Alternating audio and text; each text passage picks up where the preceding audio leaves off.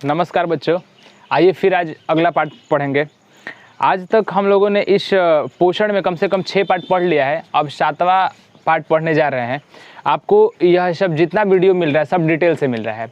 अगर हम चाहते तो एक वीडियो में यह सारा कंप्लीट कर सकते थे, लेकिन जैसे क्लास में चलता है वैसे ही पढ़ाई होता है यहाँ पे। इसीलिए आप ध्यान से पढ़ते रहिएगा, एक भी ऑब्जेक्टिव भी नहीं छूटेगा। आगे भी साइंस काम करेगा और बिहार बोर्ड में सब्जेक्टिव भी एक भी नहीं छूटेगा, अगर ध्यान से मेरी बोले हुए बात को आप ध्यान से सुनेंगे और लिखेंगे तो। चलिए आज पढ़ते हैं हम लोग पोषण के बारे में और आगे पढ़ेंगे पाचन तंत्र के बारे में। तो पाचन तंत्र के बारे में आहार नाल मिल रहा था, पूरा आहार नाल, पाचक ग्रंथियाँ और पाचक क्रिया, यह सब मिलके क्या हो रहा था? पाचन तंत्र। हमारे मुख में कितने दांत होते हैं?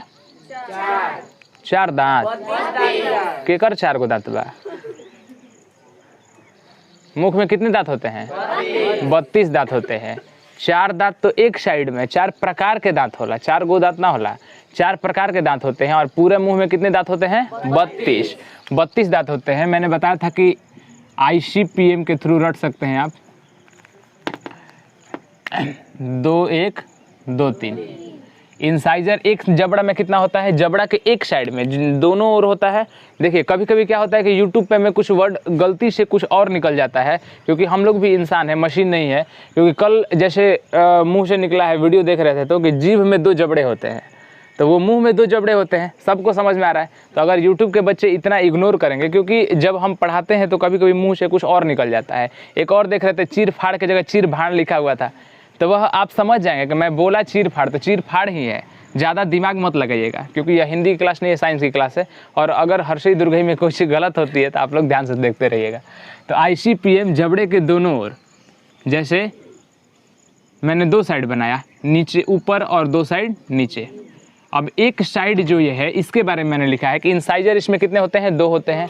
Canine 1, premolar 2, molar 3। इंसाइजर 2 होता है, कैनाइन 1, प्रीमोलर 2, मोलर 3। क्या सभी बच्चे में 32 दांत होते हैं? जब आदमी बड़ा हो जाता है, जब उसके अकल का दांत किसे बोला जाता है? मोलर में क्या होता है कि देखिए मैंने बताया था कि यह हो गया 2 दांत इंसाइजर, मान लीजिए आगे वाला। एक दांत हो गया क्या? कैनाइन। एक दांत क्या हो गया? कैनाइन हो गया।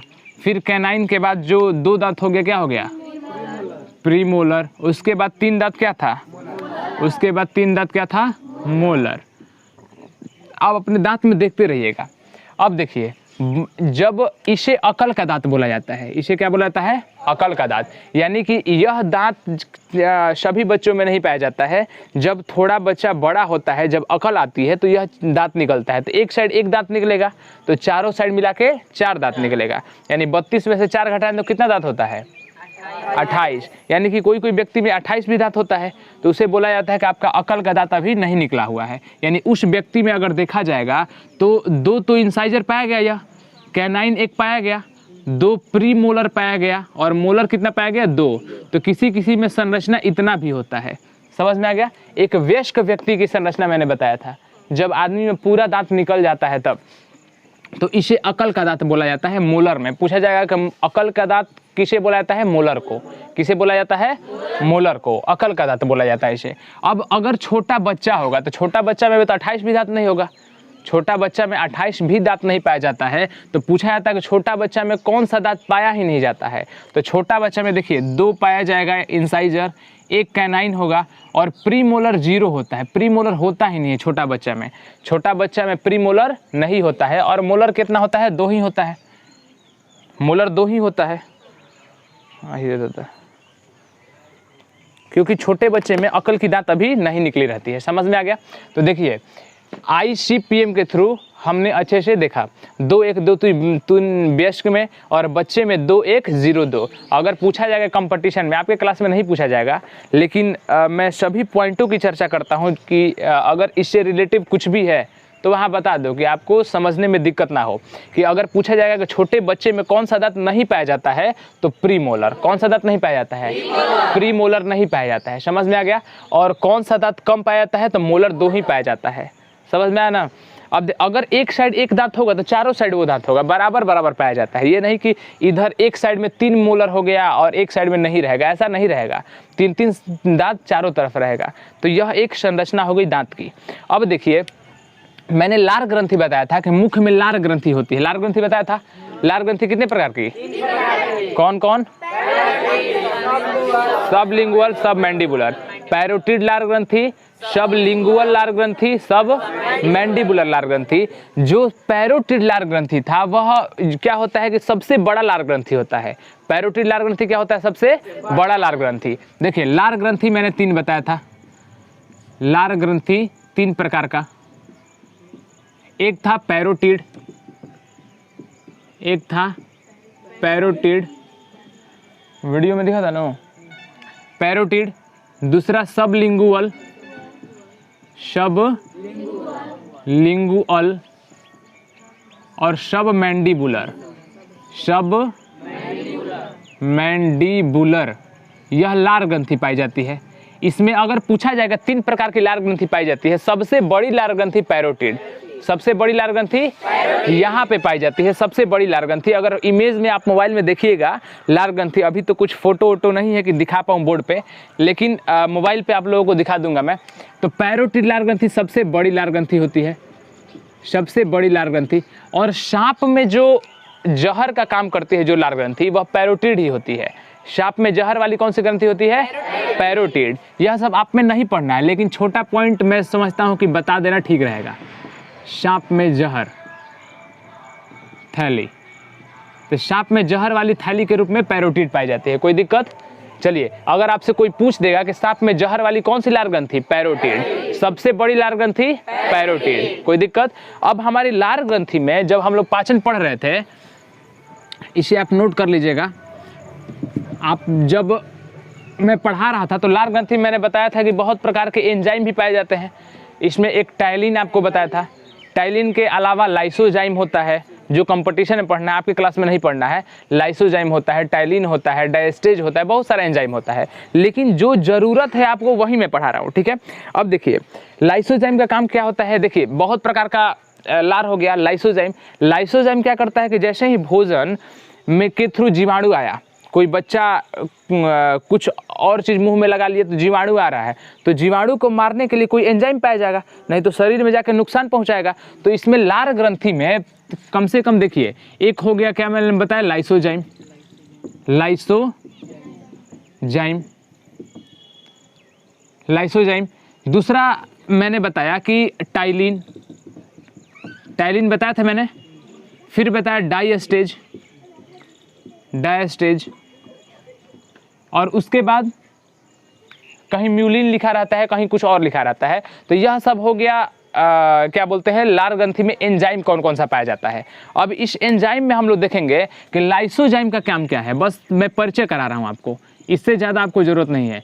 जीवाणु को मारना, जीवाणु को मारने वाला कौन सा एंजाइम होता है? लार में। तो यह लार में पाया जाने वाला एंजाइम होता है। लार में पाया जाने वाला एंजाइम लाइसोजाइम होता है, और लाइसोजाइम का काम है जीवाणु को मारना। तो जो भी ऊपर ऊपर जीवाणु दिख जाते हैं उसे मार देता है लाइसोजाइम। समझ में आ गया? लाइसोजाइम अगर जीवाणु नहीं मारेगा तो यह भोजन के थ्रू अंदर चला जाएगा, और अंदर जाएगा तो हमारे शरीर में नुकसान पहुंचाएगा। इसीलिए लाइसोजाइम क्या करता है? जीवाणु को मार देता है। भगवान भी बहुत होशियार था। जब छोटे बच्चे में देखता है कि छोटे बच्चे कोई भी चीज़ मुंह में लगा लेते हैं, तो यानी कि लार की मात्रा ज़्यादा उसमें देना होता है, तो छोटे बच्चे में लार की मात्रा ज़्यादा होती है। देखिएगा छोटे बच्चे में कभी कभी लार ज़्यादा निकलता है तो उसे एक कपड़ा के थ्रू ढका जाता है ताकि लार निकले तो उस पर आके गिरता रहे। यानी कि छोटे बच्चे में बहुत ज़्यादा लार पाया जाता है। क्यों? क्योंकि वह क्या होता है, कोई भी चीज़ मुँह में लगा लेता है, और अगर उसमें लार ज़्यादा नहीं निकलेगा तो ज़्यादा नुकसान पहुंचेगा, तो उसमें लार ज़्यादा पाया जाता है। कम से कम पूछा जाएगा लार कितना निकल जाता है दिन में, तो कम से कम 1.5 लीटर, कम से कम 1.5 लीटर लार ग्रंथि। यानी कि कोई बोतल वोतल में भरिएगा तो पूरा लार भर जाएगा, समझिए। तो लार कितना पाया जाता है? 1.5 लीटर। तो समझ में आया? लाइसोजाइम एक एंजाइम हो गया, इसका काम क्या है? जीवाणु को मारना। टाइलिन और डायस्टेज का काम है स्टार्च को पचाना। स्टार्च को पचाने का काम कौन करता है? स्टार्च को पचाने का काम कौन करता है? टाइलिन और डायस्टेज। मैंने यही टाइलिन एक बताया था आपको, क्योंकि इतना ही जरूरत है। आगे देखिए, आप सभी यह सब कोई दिक्कत नहीं ना पढ़ने में, यह सब पॉइंट आप पढ़ते चलिएगा, ये मत सोचिएगा कि यह सब एक्स्ट्रा है। आपको अगर लाइफ में आगे बढ़ना है तो सब पॉइंट अब बताइए। मैं लार ग्रंथि पढ़ा रहा हूँ यहाँ पे, और पैरोटिड याद करवा दिया, बताया नहीं कि पैरोटिड ही सांप में जहर का काम करता है। इतना थोड़ा सा एक्स्ट्रा बताने से कोई दिक्कत थोड़े होगा। तो आप इतना इतना पॉइंट जरूर याद करते चलिएगा, क्योंकि यह सब एक्स्ट्रा नॉलेज आपको बहुत आगे लेके जाएगा। ठीक है, 1.5 लीटर लार पाया जाता है। लाइसोजाइम जीवाणु को मारने का काम करता है। टाइलिन और डाइएस्टेज क्या करता है? स्टार्च। जो हमारे अंदर म्यूकस पाया जाता है लार में, वह क्या करता है कि भोजन को पूरा गीला कर देता है। अगर भोजन को गीला नहीं करेगा तो अंदर जाने में दिक्कत होगा। तो भोजन को गीला करने वाला एक एंजाइम पाया जाता है, वह सब आपको नहीं रटना है, इतना जरूरी था। अब आगे देखिए, बच्चों में क्या होता है? प्रीमोलर होता है कि नहीं होता है? बच्चों में प्रीमोलर नहीं होता है। इंसाइजर होगा, कैनाइन सेम होगा, मोलर में एक कम होगा क्योंकि अकल का दांत नहीं है, और प्रीमोलर होता ही नहीं है। तो क्वेश्चन बार बार कंपटीशन में पूछता है कि बच्चों में कौन प्रकार का दांत नहीं पाया जाता है? तो प्रीमोलर। और हिंदी में पूछ देगा तो अग्रचर्वणक, अग्रचर्वणक, अग्रचर्वणक। ठीक है, आगे हम लोग चलिए बढ़ते हैं।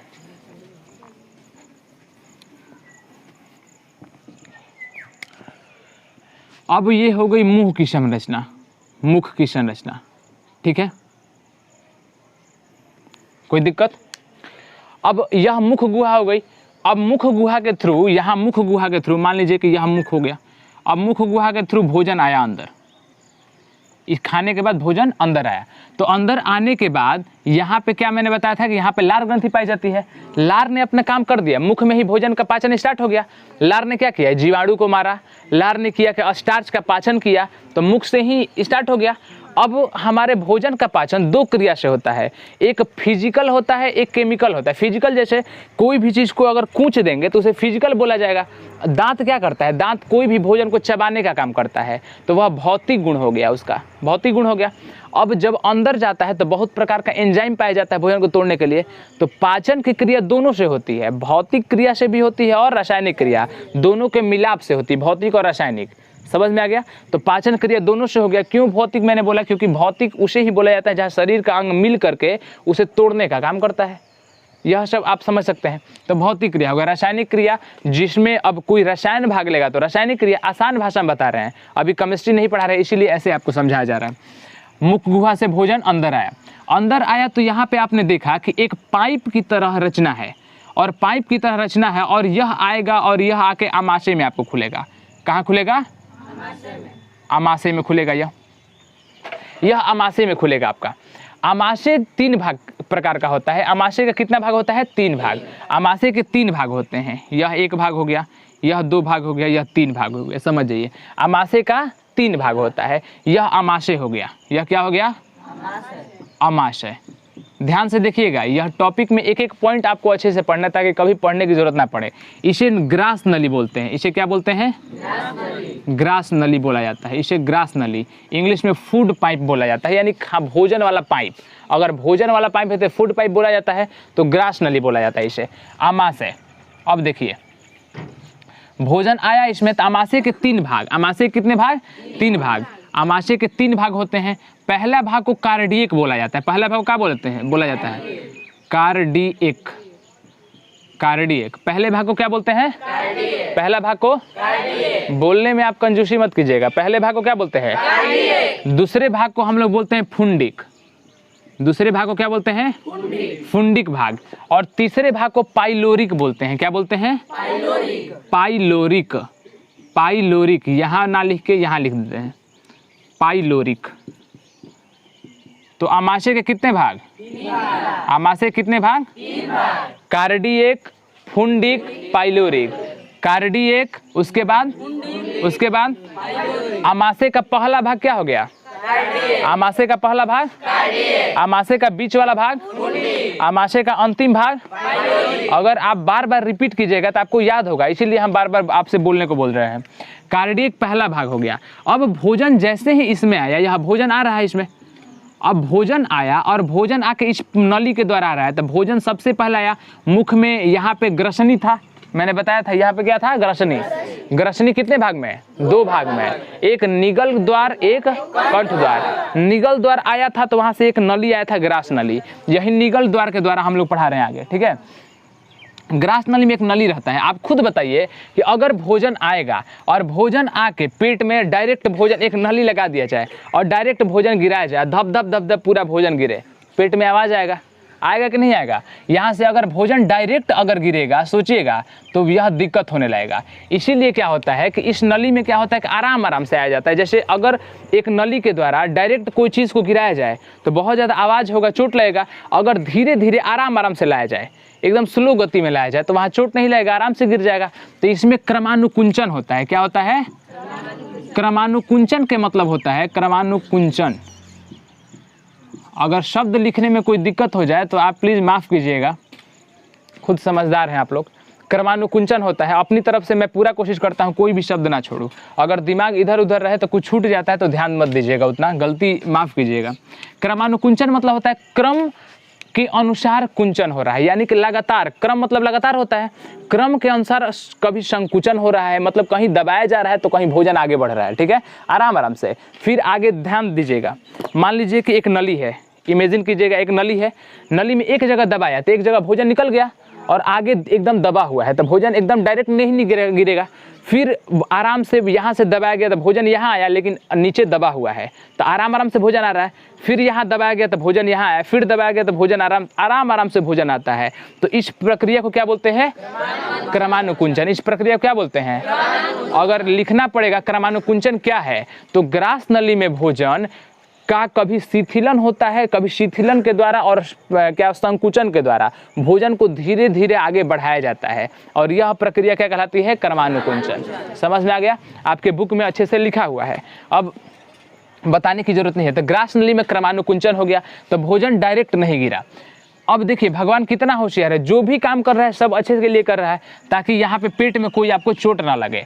जैसे ही भोजन यहाँ आएगा तो भोजन आएगा तो क्या होगा? भोजन आने के बाद हो सकता है कि मुंह में लाइसोजाइम जो था, जीवाणु को तो मार रहा था, लेकिन हो सकता है कि लाइसोजाइम से जीवाणु ज़्यादा न मरे हो और ज़्यादा खतरनाक जीवाणु आ गए हो, तो यहाँ पे मारने के लिए एक HCl पाया जाता है। क्या पाया जाता है? HCl भी पाया जाता है, ताकि HCl जीवाणु को मार दे। तो जितनी भी संरचना पाई जाती है वह मैं आपको बता रहा हूँ, देखिए ध्यान से। यहाँ पे फुंडिक भाग में आपको पाई जाती है एक संरचना रूजी। इसे क्या बोला जाता है? रूजी। इसे रूजी बोला जाता है बीच में। तो अमाशय का पहला भाग क्या हो गया? कार्डियक। अमाशय का पहला भाग, अमाशय का बीच वाला भाग, अमाशय का बीच वाला भाग, अमाशय का तीसरा भाग पाइलोरिक हो गया। अमाशय का तीसरा भाग बार बार बोलिएगा, घर पे याद हो जाएगा। कार्डियक, तब फुंडिक आया, तब पाइलोरिक आया। कार्डियक पहला भाग है। क्वेश्चन पूछेगा ग्रास नली अमाशय के किस भाग में खुलती है? तो किस भाग में खुलती है? कार्डियक में। समझ में आ गया? कार्डियक में खुलती है। ग्रास नली में क्रमानुकुंचन हो गया, कार्डियक आ गया। अब यहाँ पे क्या होता है कि पूरा स्तंभाकार एपिथेलियम होती है। मैंने 9th में पढ़ाया था, स्तंभा एपिथेलियम बहुत प्रकार की होती है, उसमें स्तंभाकार एपिथेलियम पाया जा रहा था अमाशय में, आहार नाल में पाया जा रहा था। तो यहाँ स्तंभाकार एपिथेलियम का संरचना पाई जाती है। इसे क्या बोलते हैं? स्तंभाकार एपिथेलियम। कौन सा एपिथेलियम? स्तंभाकार एपिथेलियम कोशिका होती है। एपिथेलियम, आपको पता है कि एपिथेलियम कोशिका, एपिथेलियम जो कोशिका होती है वह बाहरी दीवार पे ही पाई जाती है। तो अमाशय के भी बाहरी दीवार पे एपिथेलियम वाली ही कोशिका पाई जाएगी, लेकिन कौन सी? स्तंभाकार। कौन सी? स्तंभाकार। घनाकार भी होती थी, लेकिन स्तंभाकार एपिथेलियम यहाँ पे पाई जाएगी। उसके बाद देखिए अब क्या होता है कि जैसे ही यहाँ पे एक स्तंभाकार एपिथेलियम कहीं भी, यहाँ हो गया, कहीं भी जहाँ जहाँ स्तंभाकार एपिथेलियम है वह अंदर की ओर धंसा होता है। क्या होता है? अंदर की ओर कहीं कहीं अगर धंसा होगा तो वहाँ पे एक फैक्ट्री होगा। देखिए ध्यान से, अगर कोई भी फैक्ट्री बनाना हो तो क्या किया जाता है कि उसे सेफ जगह पे बनाया जाता है। यानी कि अगर यहाँ दीवार है थोड़ा धंसा के बनाया जाएगा ताकि उसमें कोई भी दिक्कत ना आए। तो यहाँ पे क्या हो गया कि जहाँ जहाँ धंसा रहता है वहाँ पे कुछ ग्रंथि पाई जाती है। समझ में आ गया? तो स्तंभाकार एपिथेलियम कहीं कहीं अंदर धंसा होता है, वहाँ पे एक ग्रंथि पाई जाती है। ग्रंथि क्या हुआ? जो भी फैक्ट्री होती है शरीर के अंदर जो रस देगी उसे हम लोग क्या बोलेंगे? ग्रंथि। उसे क्या बोलेंगे?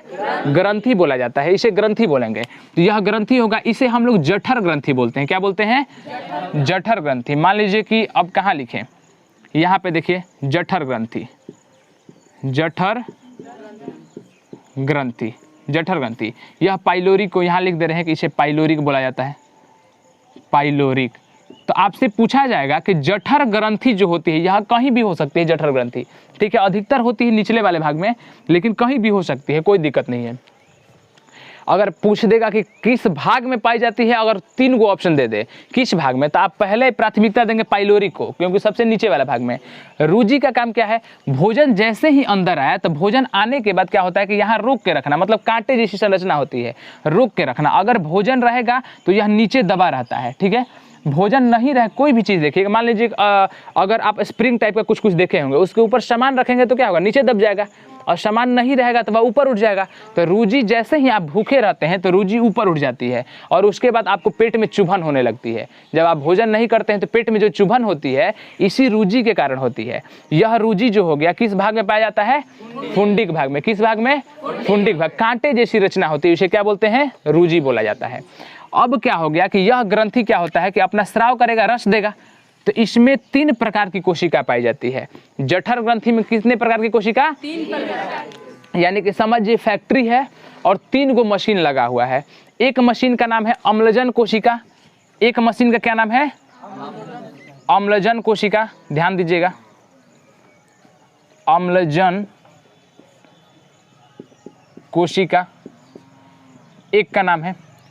दूसरे का नाम है, जठर ग्रंथि में कितना कोशिका, 3 कोशिका, एक अम्लजन कोशिका, उसके बाद अम्लजन के बाद एक आएगा म्यूकस की कोशिका, म्यूकस की कोशिका, और जाइमोजिन। क्या आएगा, जाइमोजिन, जाइमोजिन की कोशिका। तो अम्लजन कोशिका होती है, म्यूकस की कोशिका होती है, और क्या होती है, जाइमोजन की कोशिका होती है। 3 प्रकार की कोशिका होती है। तो क्वेश्चन पूछा जाएगा जठर ग्रंथि कहाँ रहता है, अमाशय में। जठर ग्रंथि कहाँ रहता है, अमाशय में। जठर ग्रंथि कहाँ रहेगा, तो जठर वाला ग्रंथि जो होगा कौन सा रस देगा, जठर रस देगा। जठर ग्रंथि नाम ही है तो जो रस निकलेगा जठर रस होगा। आंत में जो रस निकलेगा उसे आंत रस कहेंगे, जठर से जो रस निकलेगा उसे क्या बोलेंगे, जठर रस। तो यह जठर रस देता है, जो भी देगा यह सब क्या होगा, जठर रस। इस ग्रंथि में जो कोशिका होगी और जो चीज देगा उसे जठर रस बोलेंगे हम लोग। तो जठर ग्रंथि से निकलता है जठर रस, जठर रस, ध्यान देते रहिएगा। अम्लजन कोशिका अम्ल देगी, नाम से ही दिख रहा है अम्लजन कोशिका, दिख रहा है नाम में, अम्लजन कोशिका अम्ल देगा। तो यह HCl देता है, क्या देता है, HCl, यानी कि हमारे अमाशय में HCl निकलता है। मैंने केमिस्ट्री में पढ़ाया था कि HCl जो होता है प्रबल अम्ल है, और HCl अगर थोड़ा सा पड़ जाएगा तो स्किन को खराब कर देगा। तो यहाँ HCl पाया जाता है। तो खुद सोचिए, मान लीजिए कि यहाँ पे HCl आ रहा है, और HCl आएगा और शरीर के अंदर अगर उससे कोई बचाएगा नहीं तो स्किन को जला देगा, और जला के अंदर पता चलेगा कि छेद हो गया, नहीं हो सकता है। अगर HCl नहीं रहेगा, HCl रहेगा तो उसके विरोध में कुछ ना कुछ पाया जाएगा, क्षारीय पदार्थ। तो यह म्यूकस करता है, क्या करता है, म्यूकस, म्यूकस बोलेंगे या कहीं कहीं श्लेष्मा बोलते हैं इसे, म्यूकस या श्लेष्मा दोनों नाम है इसका, ठीक है। तब क्वेश्चन बोलेगा कि HCl से हमें कौन बचाता है, श्लेष्मा या म्यूकस। HCl से कौन बचाता है, म्यूकस या श्लेष्मा, क्योंकि यह अम्ल होता है। तो अम्ल से बचाने के लिए कौन आएगा, क्षार आएगा। अम्ल से बचाने के लिए कौन आएगा, क्षार आएगा। तो यह क्षार होता है म्यूकस, ठीक है। और एक जाइमोजिन होता है, जो जाइमोजिन कोशिका देता है पेप्सिनोजिन। कौन सा एंजाइम, पेप्सिनोजिन, पेप्सिनोजिन, पेप्सिनोजिन, ठीक है। जाइमोजिन जो है पेप्सिनोजिन देता है। ध्यान दीजिएगा, जिन लिखा, देखिए जाइमोजिन पेप्सिनोजिन नाम मिलता जुलता है। तो जाइमोजिन से पेप्सिनोजिन निकलता है, अम्ल से अम्ल निकल रहा है, अम्लजन से HCl निकल रहा है, और म्यूकस से म्यूकस निकल रहा है, ठीक है। तो जठर ग्रंथि कितनी कोशिका, जठर ग्रंथि में 3 कोशिका। कौन कौन सी, अम्लजन कोशिका एक हो गई, एक कौन सी, अम्लीजन कोशिका, दूसरा म्यूकस कोशिका, और तीसरा जाइमोजिन। तीसरा कौन सा, जाइमोजिन। अम्लजन से क्या निकलेगा, HCl, म्यूकस से म्यूकस, और जाइमोजिन से पेप्सिनोजिन। पेप्सिनोजिन क्या होता है, पेप्सिनोजिन। यह तीनों मिलेगा तो यह रस हो गया। तो कौन सा रस, जठर रस। तो क्वेश्चन पूछता है कि जठर रस में कौन कौन सा पाया जाता है। तो जठर रस में HCl पाया जाएगा, जठर रस में और म्यूकस पाया जाएगा और कौन पाया जाएगा, पेप्सिनोजेन। तो यह सब जठर रस का भाग है। तो इन तीनों को मिला के क्या बोलते हैं, जठर रस। आप ध्यान दीजिएगा। अब HCl का काम क्या है मैं बताता हूँ, तब तक कुछ लिखिए आप। देखिए, तो मैंने बताया कि भोजन आता है, आके भोजन ग्रास नली से आता है। इस नली को क्या बोला जाता है, ग्रास नली। एक नली लगा हुआ है हमारे मुख से लेके और पेट के बीच में एक पाइप लगा हुआ है जिसके थ्रू भोजन आता है, और इसी नली को ग्रास नली बोला जाता है। और ग्रास नली में क्रमानुकुंचन होता है, क्रम से आता है। कभी संकुचन होता है, कभी फैलाव होता है, फिर संकुचन होगा, फिर फैलाव होगा। ठीक है, तो संकुचन और फैलाव की इसी घटना को क्रमानुकुंचन बोलते हैं। फिर भोजन आएगा और पहले भाग कार्डियक में आएगा, उसके बाद को भोजन कहाँ आएगा, फुंडिक में आएगा, उसके बाद कहाँ आएगा, पाइलोरिक में आएगा। 3 भाग होता है। ठीक है, यहाँ देखिए रुजि फुंडिक वाला भाग में पाया जाता है। अब होगा क्या कि अम्लजन कोशिका, जठर ग्रंथि निकल रही थी, जठर ग्रंथि से अम्लजन कोशिका से HCl निकल रहा था, फिर म्यूकस निकला, फिर पेप्सिनोजेन निकला। HCl का काम क्या है, जीवाणु को मारना है। HCl का काम क्या है, जीवाणु को मारना। तो यह जीवाणु मारता है। HCl क्या करता है, आता है और जीवाणु मार देता है। तो जीवाणु अगर रहेगा तो जीवाणु को मार देगा। HCl जीवाणु को क्या करेगा, मार देगा। तो हमारे जीवाणु से हमें रक्षा हो गई। अब फिर HCl का और काम क्या है, HCl का काम है कि पेप्सिनोजेन के साथ मिलता है। HCl पेप्सिनोजेन जो होता है ना, वह निष्क्रिय रहता है। जैसे मान लीजिए कि कोई फैक्ट्री में कोई काम करने वाला आदमी है, यह काम करने वाला रस है, और यह रस जो है मुर्दा पड़ा हुआ है। अगर मुर्दा पड़ा हुआ है तो इसको काम क्या है, तो इसको जगाने का काम कौन करता है, HCl। तो यह निष्क्रिय होता है। निष्क्रिय मतलब कोई भी काम करने लायक नहीं रहता है, कोई भी काम नहीं करता है। तो HCl इसके साथ मिलता है और मिल करके इसे तोड़ के क्या बना देता है, पेप्सिन बना देता है। क्या बना देता है, पेप्सिन। तो पेप्सिनोजेन क्या बन गया, पेप्सिन बन गया। पेप्सिनोजेन क्या बन गया, तो पेप्सिनोजेन निष्क्रिय था, यह काम नहीं कर रहा था। लेकिन पेप्सिन क्या है, सक्रिय हो गया। अब सक्रिय किसे बोलते हैं, जो अब मान लीजिए फैक्ट्री में जो आदमी है और सक्रिय मतलब एक्टिव हो गया, काम करने लगा। तो इतना ही सही मतलब था कि पेप्सिन सक्रिय हो जाए, तो यह सक्रिय हो गया। तो 2 काम था HCl का। एक काम था HCl का कि जीवाणु को मार दे। HCl का एक काम क्या था, और दूसरा काम था कि पेप्सिनोजेन को सक्रिय कर दे, पेप्सिनोजेन के साथ मिले और पेप्सिन बना दे। पेप्सिनोजेन को किसमें बदल दे, पेप्सिन में। पेप्सिनोजेन को किसमें बदल दे, पेप्सिन में। ठीक है, पेप्सिन में बदल दे। पेप्सिन सक्रिय होता है, पेप्सिनोजेन क्या होता है, निष्क्रिय होता है। आगे देखिए ध्यान से। अब म्यूकस क्या करता है, म्यूकस करता है HCl से रक्षा करता है। हमारे बाहरी दीवार पर म्यूकस पाया जाता है और HCl से रक्षा करता है। यह क्षारीय होता है। यह कैसा होता है, क्षारीय होता है। म्यूकस क्षारीय होता है, यह अम्लीय होता है। तो खुद आपका दिमाग है कि अगर अम्ल बढ़ेगा तो म्यूकस उसको जाके प्रभाव नष्ट करेगा। कभी कभी क्या होता है कि अम्ल की मात्रा ज़्यादा हो जाती है। तो जब अम्ल की मात्रा ज़्यादा हो जाती है तो हमें क्या लगने लगता है कि भोजन जो है अम्लीय मतलब भोजन बोल रहे हैं, पेट में गैस बनने लगता है। ठीक है, अम्लीय होने लगता है। तो इसीलिए हम इनो पीते हैं। इनो में मिल्क ऑफ मैग्नीशिया पाया जाता है, यह सब पाया जाता है। तो इनो में जो भी पाया जाता है, या मिल्क ऑफ मैग्नीशिया आप ऊपर से खा सकते हैं। सोडियम बाइकार्बोनेट रहता है। इनो में किसका किसका मिश्रण होता है, सोडियम बाइकार्बोनेट और कौन सा अम्ल का, टार्ट्रिक अम्ल, सिट्रिक अम्ल। कौन सा अम्ल का, सिट्रिक अम्ल का। तो सोडियम बाइकार्बोनेट सिट्रिक अम्ल जब खाते हैं तब हमें बनता है वहाँ पे। तो या मिल्क ऑफ मैग्नीशिया भी ऊपर से आप खा सकते हैं। ठीक है, तो ध्यान दीजिएगा कि जो भी अम्ल का प्रभाव नष्ट करना है तो आप क्षार चाहिए, तो म्यूकस काम चलाता है। तो बाहरी दीवार पे यह म्यूकस रक्षा करेगा कि नहीं करेगा, रक्षा करेगा। तो बाहरी दीवार पे यहाँ म्यूकस पाया जाता है, आराम से चारों ओर फैल जाता है, ताकि अम्ल जाके हमारे पेट को जला मत दे। कोई दिक्कत? तो आप अगर समझदार होंगे तो आपको एक एक चीज़ अच्छी समझ में आ गया होगा। HCl जीवाणु को मारता है, म्यूकस HCl से रक्षा करता है हमें, और पेप्सिनोजेन क्या करता है, पेप्सिनोजेन को HCl आता है और मिल करके पेप्सिन बनाता है। अब यहाँ पे क्या होगा कि एक रेनिन पाया जाएगा, एक पेप्सिन पाया जाएगा। अभी तक मैंने जो बताया, भोजन आ रहा था, तो जो यह भोजन आ रहा था और भोजन आके लार से भोजन सन गया था, तो वह भोजन हमें यह बोलस कहलाता है। क्या कहलाता है, बोलस। यह भोजन क्या कहलाता है, बोलस। बोलस, यह भोजन कहलाता है बोलस। यह भोजन क्या कहलाया, बोलस। जब यह भोजन नीचे आया तो यहाँ पे आके अपना जो भी पाचन वचन जो भी हुआ अम्ल के साथ, तो यहाँ पे जब आ गया तो यह भोजन कायम कहलाएगा। क्या कहलाएगा?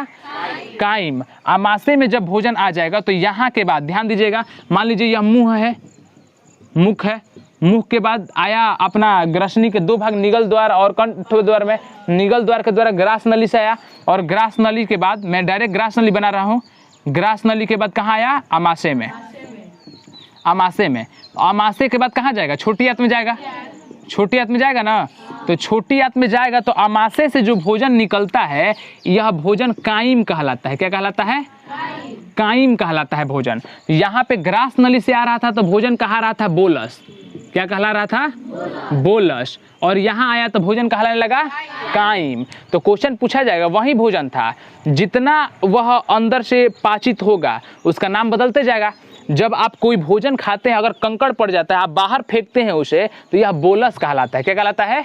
बोलस। मिठाई उठाई रहता है तो आदमी फिर खा जाता है, तो यह बोलस कहलाता है। क्या कहलाता है?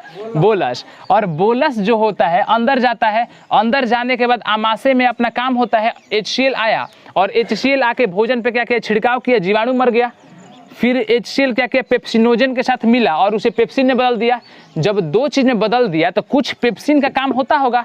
पेप्सिन का काम क्या है? ये देखिएगा यहाँ पे आमाशय में दो प्रकार का पाया जाता है, एक रेनिन पाया जाता है आमाशय में, एक पेप्सिन हो गया। तो पेप्सिन और रेनिन पाया जाता है आमाशय में। दो प्रकार का प्रोटीन पचाने वाला पाया जाता है, या प्रोटीन पचाने वाले दोनों एंजाइम है आमाशय में। आमाशय की ही बात कर रहे हैं हम लोग अभी। तो आमाशय में पेप्सिन आ गया और इसके अलावा रेनिन भी पाया जाता है। जो रेनिन पाया जाता है वह रेनिन दूध को पचाता है। किसको पचाता है? दूध को पचाता है। छोटे बच्चे जो दूध पीते हैं तो वह देखिएगा आप कि जब ज़्यादा दूध पी लेते हैं, नहीं पचता है, तो बाहर जब उल्टी करते हैं तो देखा जाता है कि दूध फेंक रहे हैं नीचे अंदर से। यानी क्यों होता है? क्योंकि दूध की मात्रा ज़्यादा हो जाती है, दूध पच नहीं पाता है। दूध में एक प्रोटीन पाया जाता है, इसे केसिन प्रोटीन कहा जाता है। कौन प्रोटीन? Casein protein. दूध में एक प्रोटीन पाया जाता है। कौन सा प्रोटीन? मैंने बताया कि यह दोनों प्रोटीन पचाता है। तो यह दूध तो पचाता है, दूध नहीं पचाता है, दूध के अंदर वाला केसिन प्रोटीन पचाता है। तो क्वेश्चन पूछेगा कि दूध में क्या कोई प्रोटीन पाया जाता है? तो हाँ, कौन सा प्रोटीन? Casein protein. दूध में कौन सा प्रोटीन? तो केसिन को पचाएगा रेनिन, और पेप्सिन, जहां भी सिन आएगा समझ जाइएगा कि यह प्रोटीन को पचाएगा। तो यह प्रोटीन को पचाता है। यह किसे पचाता है? प्रोटीन को पचाता है। तो पेप्सिन पचाता है प्रोटीन को, प्रोटीन अब ना भुलाई। तो पेप्सिन प्रोटीन को पचाता है, और रेनिन किसे पचाता है? दूध में पाया जाने वाला केसिन प्रोटीन को। देखा, फिर गलती लिख लेनी, फिर फोन कर दिया। केसिन प्रोटीन को आगे देखिए। तो पेप्सिन किसे पचाता है? प्रोटीन को, और रेनिन दूध वाले प्रोटीन को पचाता है। और आप जो प्रोटीन खा लीजिएगा उसे कौन पचाएगा? पेप्सिन। प्रोटीन को पचाएगा और प्रोटीन में कुछ में बदलेगा। पहले यहाँ तक आप अच्छे समझे कि नहीं समझे? ध्यान दीजिएगा, आप कंफ्यूज मत होइएगा कि इतना चीज़ हो गया कैसे याद होगा। सब कुछ याद होगा, बस आप ध्यान से पढ़िए। 2-3 बार वीडियो लगातार घर पे पढ़िए। वीडियो पढ़ा हुआ है इसीलिए वीडियो रिकॉर्ड कर रहे हैं ताकि कोई भी दिक्कत ना हो। फिर से यह करेंगे, जठर रस दिन भर में 3 लीटर कम से कम स्राव होता है। जठर रस कितना होता है? 3 लीटर। ठीक है, आइए एक बार रिवीजन करते हैं। यहाँ तक हम मुख से भोजन जा रहा था, मुख से जब भोजन जा रहा था उसे क्या बोला था? बोलस। क्या बोला गया? बोलस। क्या बोला गया? बोलस। बोलस जब अंदर गया, ग्रास नली से आमाशय में आया, तो आमाशय में जाके उस पे जैसे ही भोजन जा रहा था तो अम्लवा नीचे से देख रहा था कि अगर कोई जीवाणु है तो अम्ल क्या करेगा? उस पर छिड़काव करेगा, और छिड़काव करके जितना जीवाणु है इसे मार देगा। तो जीवाणु मारने का काम कौन करता है? HCl। HCl का काम है जीवाणु मार देना। फिर अंदर आया भोजन, तो HCl का काम क्या है? पेप्सिनोजन को पेप्सिन में बदल देना। HCl क्या करता है? पेप्सिनोजन को पेप्सिन में। अब HCl ज़्यादा हो जाएगा तो इससे कौन बचाएगा? म्यूकस। अब बताइए, कभी कभी ऐसा भी होता होगा कि HCl बहुत ज़्यादा हो जाता होगा और अंदर अंदर जब जलाने लगेगा चमड़ा को, म्यूकस खत्म हो जाएगा क्योंकि अम्ल ज़्यादा हो गया है, तो म्यूकस को मार देगा और हमारे स्किन को जलाने लगेगा। तो जलाएगा तो वहाँ घाव निकल जाता है, तो इसे हम लोग अल्सर बोलते हैं। क्या बोलते हैं? अल्सर। तो अल्सर कहाँ पाया जाता है? पेट में ही पाया जाता है। आमाशय में ही अल्सर होता है। क्यों होता है? क्योंकि अम्ल क्या करता है? हमारे पेट में जला के घाव पैदा कर देता है। आपके बुक में लिखा हुआ है, जब आप पढ़िएगा समझ में आ जाएगा। तो अल्सर पाया जाता है अमाशय में। जब ज़्यादा दिन तक आप भूखे रहते हैं तो यह अल्सर होने की संभावना रहती है। ज़्यादा दिन तक भूखे मतलब जैसे कोई एक टाइम खा रहा है और फिर 2 रोटी खाया, फिर भूखे ज़्यादा देर तक रह रहा है, तो पेट में घाव निकलने की संभावना रहती है। इसीलिए उस व्यक्ति को पेट से संबंधित बीमारी जल्दी होती है, तो अल्सर हो जाता है। तो भोजन बोलस आया, बोलस आने के बाद जब पूरा आया तो रूजी इसे रोक कर रखेगा। रूजी क्यों रुका था? क्योंकि रोक के रखेगा इसे, जब जरूरत होगा तब आगे बढ़ने देगा, तो यह रोक के रखने का काम करता है। फिर आगे आया तो यहाँ पे ग्रंथि पाई गई। ग्रंथि में कितनी प्रकार, जठर ग्रंथि में कितनी कोशिका? पहली कोशिका का नाम क्या है? अम्लजन कोशिका। फिर म्यूकस कोशिका, एक अम्लजन हो गया, एक म्यूकस हो गया, एक जाइमोजिन हो गया, तीनों कोशिका। अम्लजन से कौन सा निकलेगा? अम्लजन से क्या निकलेगा? म्यूकस से क्या निकलेगा? और जाइमोजिन से क्या निकलेगा? पेप्सिनोजिन। जैसे पेप्सी नहीं पीते हैं आप लोग, तो वैसे याद रखिए पेप्सिनोजिन, तो पेप्सिनोजिन निकलेगा। अब HCl पेप्सिनोजिन से मिलेगा और इसे किसमें बदल देगा? पेप्सिन में। पेप्सिन क्या करेगा? प्रोटीन का पाचन करेगा। क्या करेगा? प्रोटीन का पाचन। तो पेप्सिन क्यों बनाया गया? ताकि प्रोटीन को पचा सके। प्रोटीन को क्या कर सके? पचा सके। अब प्रोटीन किसमें पचेगा? टूट करके पचेगा तो उसका नाम कुछ होगा ना, तो मैं अभी बताऊंगा आपको। तो पेप्सिन का काम है प्रोटीन को पचाना। यहाँ पे वसा भी पचता है। देखिए मुंह में हमारा कार्बोहाइड्रेट पच रहा था, फिर ग्रास नली में कोई भी पाचन की क्रिया नहीं होती है। तो क्वेश्चन पूछता है कि शरीर के यहाँ पे किस अंग में पाचन की क्रिया नहीं होती है? तो यह नली है, तो यहाँ पाचन की क्रिया नहीं होती। यहाँ तो भोजन बस आ रहा था, यहाँ कोई भी पाचन की क्रिया नहीं होती। पाचन की क्रिया फिर अमाशय में होती है। अमाशय में होती है, यहाँ पे कौन पचता है? प्रोटीन पच रहा है। वसा भी पचता है। वसा भी पचाया जाता है लाइपेज के द्वारा। वसा किसके द्वारा पचाया जाता है?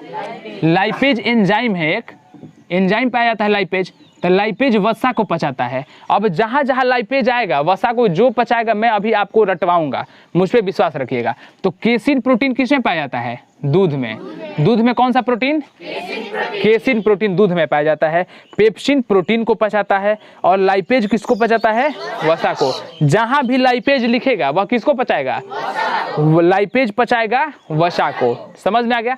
बोलस आ रहा था, बोलस आया अमाशय में। अमाशय के बाद जब आगे जाएगा तो यह भोजन क्या कहलाएगा? यह भोजन क्या कहलाएगा? काइम। पहले यह भोजन बोलस, फिर यह भोजन क्या कहलाया? काइम। आगे जाएगा तो यह चाइल कहलाएगा।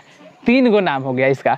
बोलस हो गया, फिर काइम हो गया, फिर चाइल होगा इसका नाम। आगे पढ़ाएंगे कब चाइल होगा। तो काइम हो गया था अमाशय में। जब अमाशय से भोजन जब निकलता है तो उसका नाम क्या हो जाता है? काइम। अमाशय से भोजन निकलता है तो काइम भोजन का नाम हो जाता है। इतना तक में अगर कुछ छूटा हुआ है तो देख ले रहे हैं। अल्सर मैंने बता दिया, फिर वसा का बता दिया। वसा का भी पाचन होता है जब लाइपेज पचाता है, तो मैं लिखूंगा अभी किस में बदलता है। इतना तक आप समझ गए। अगर कोई भी पॉइंट आपको दिक्कत है तो आप पूछ सकते हैं। लिखिए।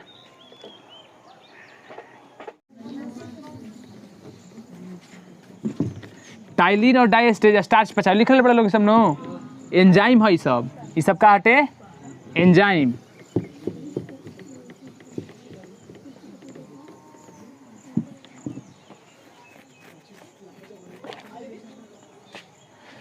अमाशय में प्रोटीन पेप्टोन में बदल जाला।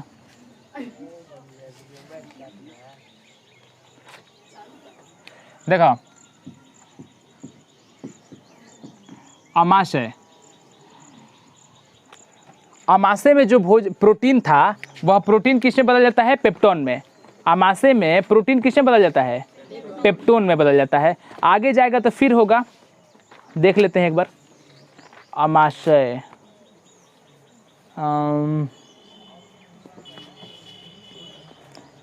अल्सर पढ़ा दिया मैंने। हाँ, पेप्टोन में बदल जाता है। अमाशय में जो क्या हुआ कि पेप्सिन क्या करता है? पेप्सिन करता है, पेप्सिन प्रोटीन को किसमें बदलता है? पेप्टोन में। प्रोटीन को किसमें बदलेगा? प्रोटीन के साथ मिलेगा और इसे बदल देगा पेप्टोन में। पेप्टोन में बदल देगा। किसमें बदल देगा? पेप्टोन में बदल देगा। तो पेप्टोन में प्रोटीन किसमें बदल गया? पेप्टोन में। तो याद रखिएगा, कल जब पढ़ेंगे हम लोग तो याद रखिएगा कि अभी तक क्या हुआ था कि प्रोटीन बदला है पेप्टोन में, उसका नाम हो गया। प्रोटीन को तोड़ा गया और जो तोड़ने के बाद एक एक खंड बचा उसका नाम हो गया पेप्टोन। क्या हो गया? पेप्टोन। फिर टूटेगा आगे जाके, तो यह पेप्टोन बचा था आमाशय में, यह बात याद रखिएगा। और वसा को पचाने का काम कौन किया? लाइपेज। कौन किया? लाइपेज किया। वसा को पचाने का काम लाइपेज किया, लाइपेज एंजाइम। तो वसा को पचाया और इसे बदल दिया वसा अम्ल और ग्लिसरॉल में, और इसे किस में बदल दिया? ग्लिसरॉल में। वसा अम्ल ग्लिसरॉल में, कल अच्छे से पढ़ेंगे ग्लिसरॉल क्या है, यह सब क्या है। तो वसा को वसा अम्ल ग्लिसरॉल में, यह इमल्सीकृत वसा लिखा जाता है इसे, या पैसीकृत वसा, इमल्सीकृत वसा, इमल्सीकृत वसा। अब आप बोलिए कि वसा क्यों लिखते हैं इमल्सीकृत वसा में, क्या कोई दिक्कत नहीं है। इमल्सीकृत वसा मतलब होता है कि इमल्सीकरण क्या होता है या पायस क्या होता है, जब दो या दो से अधिक अमिश्रणीय तरल पदार्थ मिले रहते हैं। जैसे मान लीजिए कि वसा है, घी है, घी में कुछ तेल मिला हुआ है, तो दो अमिश्रणीय तरल हो गया, तो दोनों को अलग होना है, तो इसीलिए वसा को तोड़ा जाता है। वसा को जब तोड़ा गया तो एक वसा अम्ल निकल गया, ग्लिसरॉल निकल गया, तो दो ठो अलग अलग मिला हुआ था, तो वसा अम्ल निकल गया और फिर क्या निकल गया? ग्लिसरॉल। फिर आगे वसा अम्ल जो फिर कुछ बचा होगा, पूरा का पूरा तो पाचन यहाँ हो नहीं जाएगा, फिर अंदर जाएगा तो फिर पाचन होगा, 2-3 स्टेप में पाचन होता है। तो यहाँ वसा पचता है, वसा अम्ल में, और किस में पचता है? ग्लिसरॉल में पचता है। ग्लिसरॉल का काम क्या है? ग्लिसरॉल, वसा अम्ल तो समझ में आ गया कि वसा से ही निकल के बना हुआ है। ग्लिसरॉल करता है क्या कि यह भोजन को नरम बना देता है। ग्लिसरीन टाइप का कुछ लगा देंगे तो भोजन एकदम सॉफ्ट हो जाएगा, नरम हो जाएगा, ताकि आगे जाने में आसानी हो। यह पानी को आकर्षित करता है अपनी तरफ। ग्लिसरॉल क्या करता है? पानी को आकर्षित करता है, यानी कि पेट में पानी को बुलाने का काम करता है, आकर्षित करने का काम करता है ग्लिसरॉल। तो यहाँ ग्लिसरॉल का काम था। तो आमाशय में प्रोटीन पचा पेप्टोन में, और वसा पचा वसा अम्ल और ग्लिसरॉल में। लाइपेज पचाया, इसमें कौन पचाया? पेप्सिन। तो यह एंजाइम हो गया पेप्सिन और यह एंजाइम हो गया लाइपेज। क्वेश्चन पूछेगा लाइपेज किसको पचाता है? वसा को। लाइपेज किसको पचाता है? अब पेप्सिन, जहाँ भी सीन होगा, जैसे पेप्सिन, इरेप्सिन, ट्रिप्सिन, सीन आ रहा है, तो जहाँ भी सीन आएगा वह प्रोटीन के अंग को पचाएगा, प्रोटीन के ही अंग को पचाएगा। तो पेप्सिन किसको पचाया? प्रोटीन को। प से प्रोटीन भी दिख रहा है, पेप्सिन पचाया प्रोटीन को। इतना तक भोजन था। इसके आगे भोजन जाएगा अब छोटी आंत में। तो काइम कहाँ चला गया? अब छोटी आंत। तो कल से छोटी आंत अच्छे से पढ़ेंगे, उसके बाद बड़ी आंत पढ़ेंगे। तो आमाशय तक आज आप याद करके आएगा। आमाशय कितने भाग होता है? आमाशय का कौन कौन सा? कार्डियक, फिर फुंडिक, फिर पाइलोरिक। ठीक है। दांत के कितने भाग? 4 भाग। कौन कौन सा है? इंसाइजर, फिर कैनाइन, प्रीमोलर, मोलर। इंसाइजर को हिंदी में क्या बोला जाता है? कर्तनक। कैनाइन को भेदक, प्रीमोलर को अग्रचर्वणक, और मोलर को चर्वणक। ठीक है। बच्चों में कौन सा दांत नहीं पाया जाता है? प्रीमोलर। बच्चों में मोलर कितना पाया जाता है? एक भाग में 2, तो चारों सब मिला के 8। समझ में आ गया? बोला जाता है अकल का दांत किसे बोला जाता है? मोलर को। कोई दिक्कत? चलिए आगे पढ़ते हैं, आगे क्लास कर लेंगे। जो भी बच्चे हैं इस वीडियो को शेयर जरूर करें, आपके शेयर से हमारा मनोबल बढ़ेगा, और आप जितना शेयर करेंगे उतना ही हम अच्छा पढ़ाएंगे। और आप वीडियो लंबा होने से प्लीज़ मत घबराइएगा, क्योंकि हम पूरा डिटेल से आपको लेके चल रहे हैं। आगे आपकी मर्जी, डिटेल से पढ़ना होगा तो पढ़िएगा, नहीं तो आपकी मर्जी। चलिए धन्यवाद।